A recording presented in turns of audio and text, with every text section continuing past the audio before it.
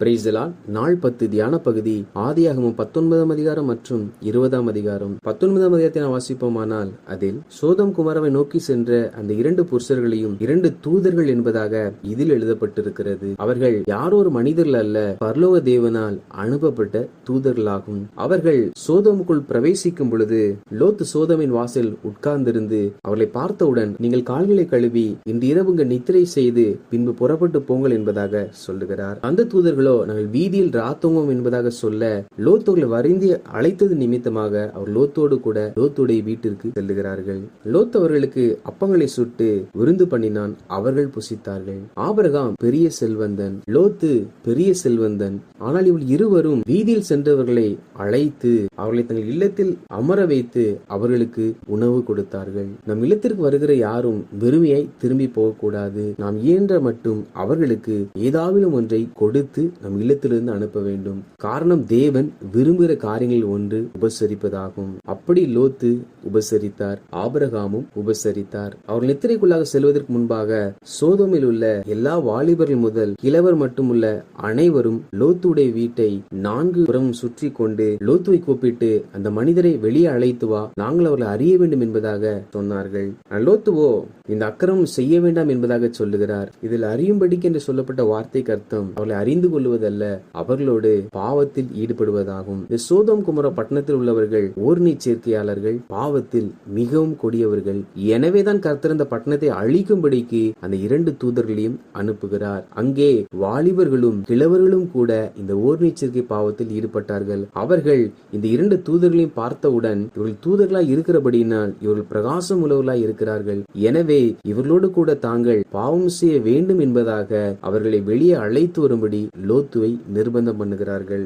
லோத்தோ அவர்களை அனுப்பிவிடுவதற்கு எத்தனையோ வார்த்தைகளில் சமாளித்து பார்த்தார், ஆனாலும் முடியாமல் போயிற்று. அவர்கள் கதவை உடைக்க நெருங்கின பொழுது 2 தூதர்களும் லோத்துவை உள்ளே அழைத்து இருக்கிற எல்லாருடைய கண்களையும் குருட்டாட்டம் பிடிக்க பண்ணினார்களாம். கண் குருட்டாட்டம் பிடிக்கப்பட்டபடியினால் அவர்கள் ஒன்றும் காண முடியாமல் அவ்விடத்தை விட்டு கலைந்து சென்று விட்டார்கள். அதில் சிறியவர் முதல் பெரியவர் என்பதாக சொல்லப்பட்டிருக்கிறது. அப்படி என்றால் சோதம் குமாரா பட்டணத்தில் உள்ள சிறியவர்கள், வாலிபர்கள், பெரியவர்கள், கிழவர்கள் எல்லாரும் ஓர்நீர் சேர்க்கை பாவத்தை செய்கிறவர்களாக காணப்பட்டார்கள். எனவேதான் கர்த்தர் இந்த பட்டணத்தை அழிக்கும்படி தம்முடைய தூதர்களை அனுப்புகிறார். இன்றும் கூட அநேக ஓர்நீர் சேர்க்கையாளர்கள் நம் தேசத்தில் பெருகி வருகிறார்கள். ஓர்நீர் சேர்க்கையாளர்கள் பெருகும் பொழுது ஆண்டவர் அந்த தேசத்தை, அந்த பட்டணத்தை நியாயம் தீர்க்கிறவராய் இருக்கிறார். பிற்பாடு அந்த தூதர்கள், இந்த ஸ்தலத்தில் உனக்கு உரிய எவர்களாவது இருந்தால் அவர்களை ஸ்தலத்தை விட்டு வெளியே அழைத்து கொண்டு போ, இந்த ஸ்தலத்தை அழிக்கும்படியே நாங்கள் வந்தோம் என்பதாக தூதர்கள் லோத்து இடத்தில் சொல்லுகிறார்கள். லோத்து குடும்பத்தில்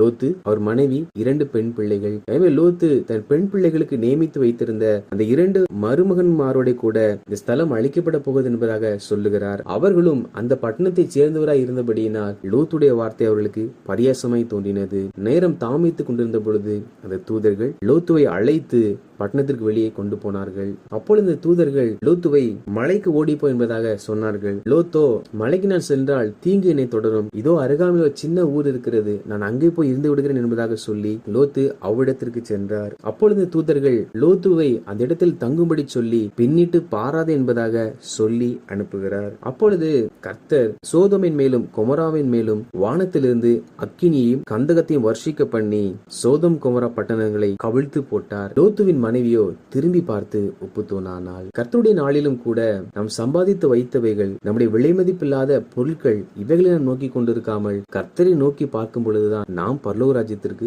எடுத்துக் கொள்ளப்படுவோம். நாம் பரலோக ராஜ்யத்தை நோக்கி பார்க்காமல் வருகையிலும் கூட நம் வங்கியில் சேர்த்த பணங்களையும், நாம் வைத்திருக்கிற நகைகளையும், நம்முடைய விலை மதிப்பில்லாத பொக்கிஷங்களையும் நாம் பார்த்து கொண்டிருப்போம் என்றால் பின்னிட்டு பார்ப்பது நிமித்தமாக வழி விலக நேரிடும். என ஒரு நாளும் நாம் பின்னிட்டு பார்க்கிறவர்களாக, உலகத்தை பார்க்கிறவர்களாக, நாம் சம்பாதித்து வைத்தவர்களை பார்க்கிறவர்களாய் இராமல் தேவனை நோக்கி பார்க்கிறவர்களாய் காணப்பட வேண்டும். இதற்கு பிற்பாடு லோத்து சின்ன ஊராகிய சோவரிலே குடியிருக்க பயந்து தன் 2 குமாரத்திகளோடு கூட மலையிலே வாசம் பண்ணினார். லோத்து தப்புவிக்கப்படுவதற்கான காரணம் என்னவென்றால், நேற்றைய தினத்தில் ஆபிரகாம் லோத்துவுக்காக தேவ சமூகத்தில் ஜெபித்துக் கொண்டிருந்தார். அந்த ஜெபத்திற்கு பதிலாக தான் கர்த்தர் ஆபிரகாமை நினைத்து லோத்துவை அந்த அழிவிலிருந்து தப்பி போகும்படி அனுப்பிவிட்டார் என்பதாக வசனம் சொல்லுகிறது.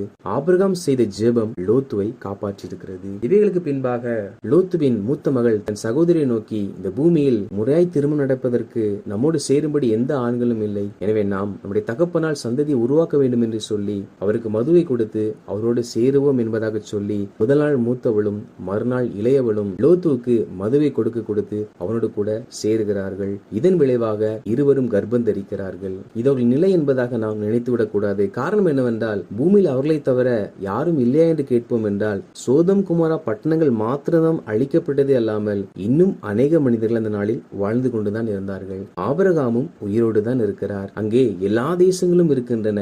சோதம் குமாரா பட்டணங்கள் மாத்திரமே கவிழ்க்கப்பட்டு போனது. ஆனால் இவர்கள் அந்த பாவத்தினால் நிறைந்த ஊரில் தங்களை சுற்றிலும் எல்லா பாவ காரியங்களையும் பார்த்தது நிமித்தமாகவே இவர்களும் இப்படிப்பட்ட தவறான முடிவுகளை எடுக்க நேர்ந்தது. இதன் விளைவாக மூத்தவளுக்கு ஒரு குமாரன் பிறக்கிறான். அவன் பெயர் மோவாப். இவன் மூலமாகவே மோவாபியர் என்ற ஒரு சந்ததி உருவாகிறது. இளையவளுக்கும் ஒரு குமாரன் பிறந்தது. அவன் பெயர் பென்னமீன். இவன் மூலமாகவே அம்மோன் புத்திரர் என்ற ஒரு சந்ததி உருவாகிறது. 20ஆம் அதிகாரத்தை வாசிப்போமானால் அதில் ஆபிரகாமை குறித்து எழுதப்பட்டிருக்கிறது. ஆபிரகாம் தான் முந்தி இருந்த விடத்தை விட்டு பிரயாணப்பட்டு கேதாரிலே வந்து தங்குகிறார். அங்கேயும் ஆபிரகாம் தன் மனைவியை சாராளை தன் சகோதரி என்பதாக சொல்லும்படி சொல்லுகிறார். சாராளும் தன் ஆபிரகாமுடைய சகோதரி என்று சொன்னவுடன் கீராரின் ராஜாவாகிய அபிமெலேக்கு ஆள் அனுப்பி சாராளை தன்னிடத்திற்கு அழைத்துக் கொள்ளுகிறான். அன்று இரவிலே அபிமெலேக்கு ஒரு சொப்பனம் உண்டாயிற்று. சொப்பனத்தில் தேவன் அவனுக்கு தரிசனமாகி, நீ அழைப்பித்த அந்த ஸ்திரீ நிமித்தம் நீ செத்தாய், அவள் ஒருவனுடைய மனைவியா இருக்கிறாள் என்பதாக சொல்லுகிறார். அபிமெலேக்கோ, இவள் தன் சகோதரி என்று அவன் என்னோட சொல்லவில்லையா, அவன் தன் சகோதரன் என்று இவளும் சொன்னாலே என்பதாக சொல்லுகிறான். அப்பொழுது கர்த்தர், நீ எனக்கு விரோதமாய் பாவம் செய்யாதபடி உன்னை தடுத்தேன் என்பதாக சொல்லுகிறார்.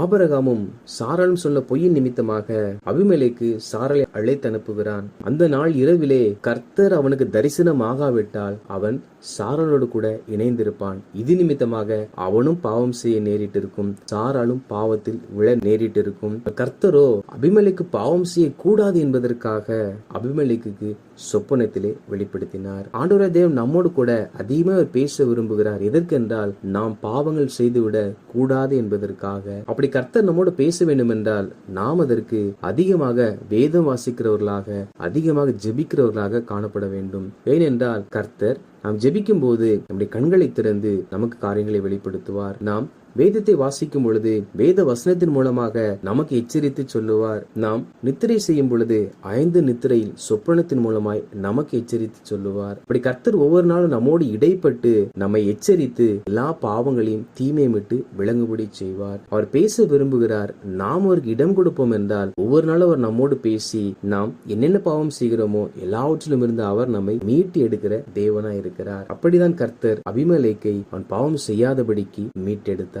மேலும் கர்த்தர் சாராளை அனுப்பிவிடும்படி சொல்லுகிறார். ஆபிரகாம் ஒரு தீர்க்கதரிசி என்றும் பிழைக்கும்படி அவன் உனக்காக வேண்டுதல் செய்வான் என்பதாகவும் சொல்லுகிறார். இவைகள் எல்லாம் சொப்பனத்தில் நடந்த காரியமாகும். பின்பு அபிமெலேக்கு அதிகாலையில் எழுந்து தன் ஊழியக்காரர்கள் எல்லாரையும் அழைத்து இந்த காரியங்களை சொல்லுகிறார். பின்பு அந்த ராஜா ஆபிரகாமையும் சாராளையும் அழைத்து அவர்களை கடிந்து கொள்வதையும் நம்மால் இதில் வாசிக்க முடியும். அபிமெலேக்கு சாராளை அழைத்து வந்தது நிமித்தமாக கர்த்தர் அபிமெலேக்குடைய வீட்டாரின் கர்ப்பங்களை எல்லாம் அடைத்திருந்தாராம். கர்த்தர் பேசி எச்சரித்து சொன்னவுடன் அபிமெலேக்கு சாராளை அனுப்பிவிட்டான். அனுப்பிவிட்ட பிற்பாடு ஆபிரகாமிடத்தில் அவர் சொன்னவுடன் ஆபிரகாம் இவர்களுக்காக தேவனை நோக்கி வேண்டிக் கொண்டார். அப்பொழுது தேவன் அபிமெலேக்கையும் அவன் மனைவியையும் அவன் வேலைக்காரிகளையும் குணமாக்கினார், பிள்ளை பெறும்படி அனுக்கிரகம் பண்ணினாராம். அப்படி என்றால் இவன் சாராளை அழைத்தவுடன் அபிமெலேக்குடைய வீட்டாரில் வேலை செய்கிற எல்லா பெண்களும் கர்ப்பந்தரிக்க முடியாதபடிக்கு வியாதி நிமித்தம் பாதிக்கப்பட்டிருக்கிறார்கள். கர்த்தர் அபிமெலேக்குடைய சொல்லி எச்சரித்தவுடன் அபிமெலேக்கு சாராளை அனுப்பிவிட்டான். அப்பொழுது ஆபிரகாம் ஜெபிக்கிறார். அந்த சமயத்தில் அபிமெலேக்குடைய மனைவி அவன் வேலைக்காரிகள் எல்லாருக்கும் இருந்த வியாதிகள் எல்லாம் குணமாகி அவர்கள் எல்லாரும் பிள்ளை பெறும்படிக்கு தேவனுடைய கர்ப்பத்தின் கனி ஆசீர்வதித்தார். வாசித்த இந்த அதிகாரங்களின்படி கர்த்தருடைய ஜனங்களாகிய நாம் இல்லத்திற்கு வருகிற அனைவரையும் உபசரித்து வரப்போகிற அழிவிலிருந்து தப்பி போகும்படி ஒவ்வொரு நாளும் கர்த்தர் சொல்வதையும் அவருடைய தூதர்களாகிய ஊழியர்கள் சொல்லுகிற கர்த்தருடைய சத்திய வசனத்திற்கும் கீழ்ப்படிந்து நடக்கிறவர்களாய் காணப்பட வேண்டும். மேலும் நம் பாவம் செய்யாதபடி ஒவ்வொரு நாளும் நம்மை பாதுகாக்க தேவன் விரும்புகிறார் என்பதை அறிந்த நாம் ஒவ்வொரு நாளும் கர்த்தரிடத்தில், ஆண்டவரே, என்னிடத்தில் காணப்படுகிற எல்லா குற்றங்களையும் எனக்கு தெரியப்படுத்தி அதிலிருந்து என்னை வெளியே அழைத்து வாரும் என்று ஒவ்வொரு நாளும் ஜெபிக்கிறவர்களாய் நாம் காணப்பட வேண்டும். அப்படி நாம் ஜெபிக்கும் பொழுதே கர்த்தர் நாம் அறிந்தும் அறியாமலும் செய்கிற எல்லா தப்பிதத்திலும் இருந்து விடுதலையாக்கி செம்மையான பாதையில் நடத்துவார். ஆமேன்.